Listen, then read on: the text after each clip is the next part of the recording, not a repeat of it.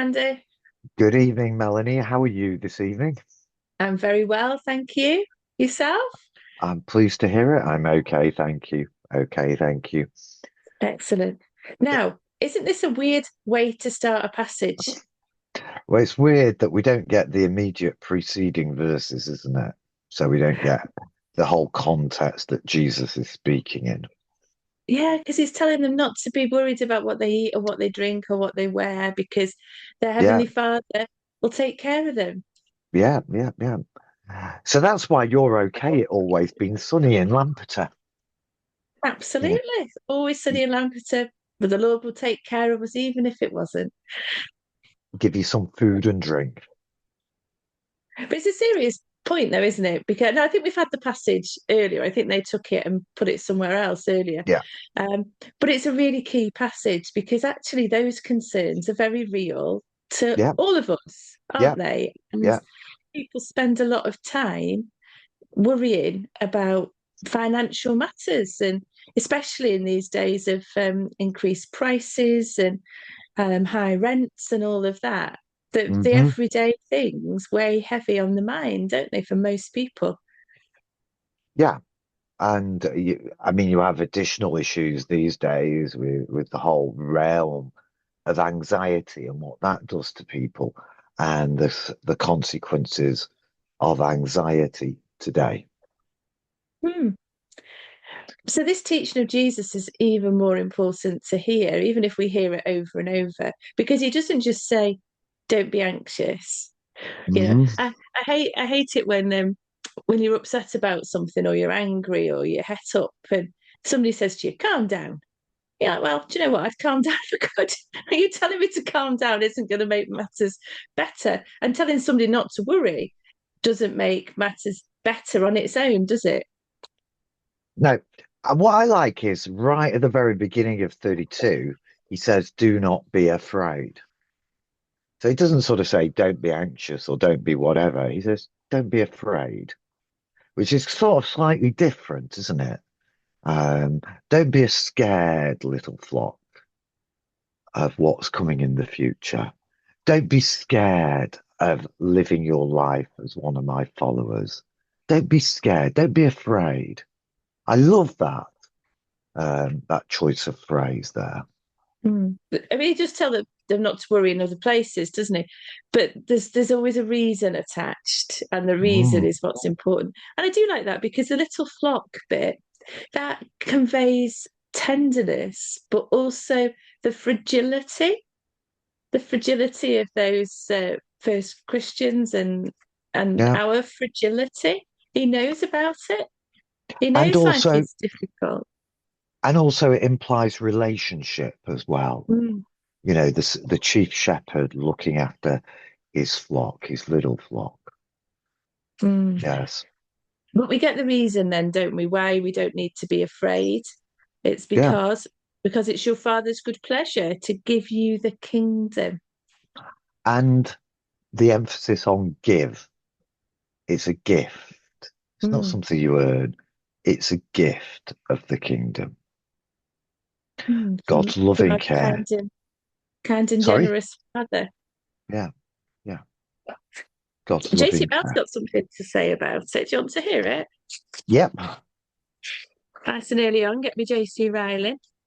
But he's Good. talking about this the sort of context in which we live and the context of suffering as a hmm Christian, um, in the light of what Jesus is saying here. I can just find the right page for it. He says, believers have a glorious kingdom awaiting them. Here on earth, they are often mocked and ridiculed and persecuted, and like their master, despised and rejected of men. But the sufferings of this present time are not worthy to be compared with the glory which shall be revealed. When Christ, who is our life, shall appear, then shall ye also appear with him in glory. Believers are tenderly loved by God the Father. It is the Father's good pleasure to give them a kingdom. He does not receive them grudgingly, unwillingly, and coldly. He rejoices over them as members of his beloved Son. in whom he is well pleased. Hmm. Nice. And it's just a right reminder, isn't it, when things are tough, when whether it's our material circumstances that are causing us concern, or whether it's the state of the church, whether it's persecution within the church or within society, we've got our loving Father, and He's given us the whole of His kingdom. So we need to get things in a good perspective. Yeah, yeah. Where are your eyes looking? Mm. Where do your eyes look? And because you've got that perspective as a member of the kingdom, that's how you can do 30 verse 33, isn't it? Yeah, Sell your possessions, give alms. You can be generous because you know that you're not going to lose out. You don't need to hold on to it because yeah, God is everything. yeah. So where is your heart set? Is it set in heaven above everything else, or is it set the same place as everybody else's, wanting as much stuff as you can get? Mm. Yeah. It's important a message for the church to hear, isn't it? Because I find generosity within the church is often quite hard to find. Hmm. Um, and people are not giving generously often. And I think it is because they're afraid, well, I can't give this because I need it. I've got to look out for myself. I've got to look out for number one. And they're happy to give a little bit, or, we've got some wonderfully generous people who do a Christmas fair or a summer fair. And you've raised quite a lot of money in that fair over quite a short space of time. But the actual sort of regular giving, I think people are afraid they're going to lose out. They won't, that they God won't look after them. But it's a relationship issue, isn't it? Do we trust that God is going to look after us? Do we really? Hmm. Well, you can tell if somebody trusts by how they spend their time and their resources, can't you? Well, they say that you can tell whether someone has been converted as to whether they'll open their wallet or not. It's usually the last thing to change, the Mm. wallet. Yeah, so serious teaching, but Yeah, you can see where the treasure is by how people live. yeah. And that's a challenge to all of us because it's not like I'm perfect at this either, because I'm not. Hmm. It's hard, isn't it, when you're thinking about, oh, retirement's not that far away. I haven't got a house. I need a house. You've got to be sensible, haven't you, and be a good steward, but you've also got to be generous. Yeah, yeah. Yeah, and it's interesting. The moth. I think it was J.C. Ryle that pointed it out. You've got the moth destroying the stuff here. Our possessions. I had my Lampeter, my St David's University College Lampeter woolen university scarf eaten by moths. I was devastated, absolutely devastated. But he points out that that's a slow destruction by the moths. Hmm. Whereas later on in the passage, we have a rapid destruction by the thief. And Hmm. those, you've got to be aware of those two things in life, two dangers. Yeah, Mm. yeah. Then we get this little sort of, I don't know, it's not, is it a parable? I don't know, this little mini bit of teaching. It's very pertinent, isn't it? When's the kingdom going to come? Well, not so much when's the kingdom going to come. The fact the kingdom is going to come, isn't it? The Mm. kingdom is going to come. The master will return, and so you've got to be ready. It's the certainty of his return that requires us to be watchful, isn't it? Surely. Yeah. And what are you to do? What you're to do in the meantime, which then makes sense of verses 32 to 34. Because you can do the service if you're applying verses 32 to 34 to yourself, because you're not worried about yourself, not worried about your own resources and keeping them. So expect the unexpected. Yeah. Well, Jesus is coming back, so we've got this kingdom that he's going to give to us, and Jesus is going to return with this kingdom. So he's going to look Yeah. after us now while we wait. but he's also Hmm. coming back. And what is he going to find when he comes back? He's Yeah. looking for the servants to be ready and to be Mhm. alert and to be poised for action. And twice he says that they're blessed if they are. Yeah. Yeah. They're diligent. Yeah, be dressed for action. Roll up your sleeves. Be But working. and then isn't it a very interesting reward or unusual reward that the master is going to serve you? Yeah, that and You're going to recline. Yeah. that's the absolute turn around here. That's the sort of that's the the shock moment in the narrative, isn't it? It's like, okay, so you're gonna be blessed if you watch for when the master gets back. But what would a servant expect to do when the master gets back? They'd expect to serve him. When Mhm. we were on holiday in Scotland, we went to this big castle, Blair Castle, and it was an amazing, massive, big, stately castle in the middle of woodland with some of the largest trees in the UK. And the person who's actually the lord of that castle lives in South Africa, and he just comes back to the castle once a year when there's a special parade and everything. That's the only time he visits his castle. The rest of the time, he lives in South Africa. So I can imagine those servants, or the no, not servants today, are they? But the workers, the staff. Um, when it's time for the master to come, they're running around, aren't they, getting everything right? They'll be cleaning his rooms, putting his fresh bedding on, making sure he's got all the things he likes. And then when he appears off his plane, they'll be rushing around meeting his every need, and that's what you expect, isn't it? That's what you expect here. The master's coming back from the wedding banquet, which, how long's a piece of string when he's going to be back, type of thing. They'd expect to have to jump to action, wouldn't they? Let's get serving him, let's get his pipe and his slippers and his glass of whiskey, whatever it is. Mhm. Instead, the master serves them. Mhm. Did not come to be served, but to serve, to give his life as a ransom for many. Yeah. Yeah. Powerful, isn't it? It is. It is. Incredible idea. Picture.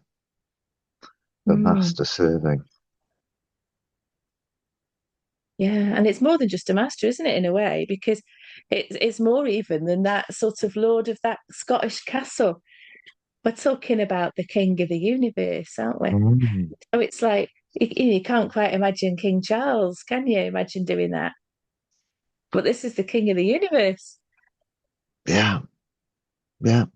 According to recent press reports, he isn't He isn't what? serving King Charles. He's sacking them all Oh right, oh dear. because they haven't grown his plants properly or something. But hey, hey. I don't know. I don't read the same papers as you, obviously. No, maybe not. Maybe not. But this is the king that we worship, isn't it? This is why we don't need to be anxious or worried. This is why we can trust in him. This is why it's really good to be ready, because as we put our whole trust and hopes in Jesus, he comes and he serves and he dies for us and he gives us everything that's his. Hmm. It's wonderful, isn't it? Absolutely wonderful. Yeah. Yeah. And we don't know when that's going to be. That's the last little bit, isn't it?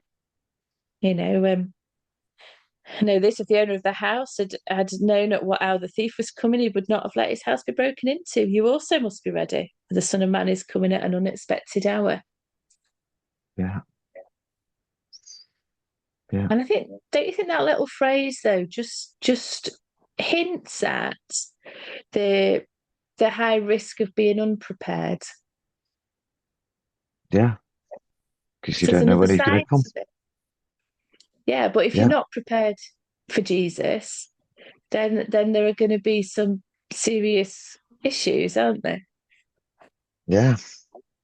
We know when we read the the parable of the virgins. They're shut out of the marriage feast because they're not ready. That's how serious it is. You've got all the positive, which is lovely, but there is a slightly serious edge to it as well. Yeah, yeah. So you don't want him to catch you unprepared. And so No. you've got this time now to make sure that you are prepared. Well, it is today. So you're preaching on Sunday? Oh yes. Yep. Good, good, good, good, good. Are you I will be, yes. Yeah. not on your holly bobs by then? No, I'm not. Um, I'll be doing two services, an hour's commute between the two. There we are. Well, enjoy yourself preaching on this. And you. I'll be praying for some inspiration, actually, won't you? Yes, I think so. I think so. The urgency of making a decision and the impact it can have on your life, maybe.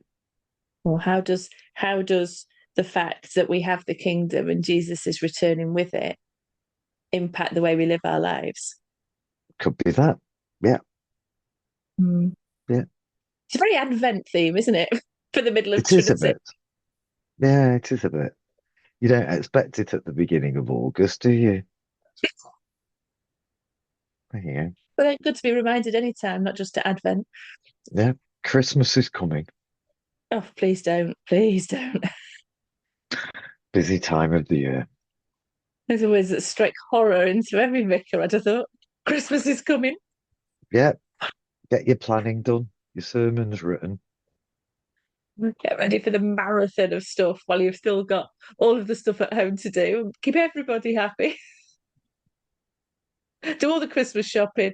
Make sure the dinner's right. The house is decorated. The house is clean. You welcome guests into the house.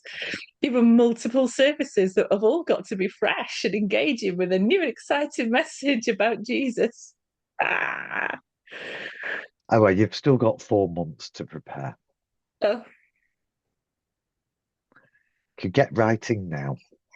oh, I got time to write now because I'm writing now. Okay, I'm doing all the other tasks you've got to do. righty ho. Okay, well, enjoy yourself anyway. And you. Ta-da. Ta-da.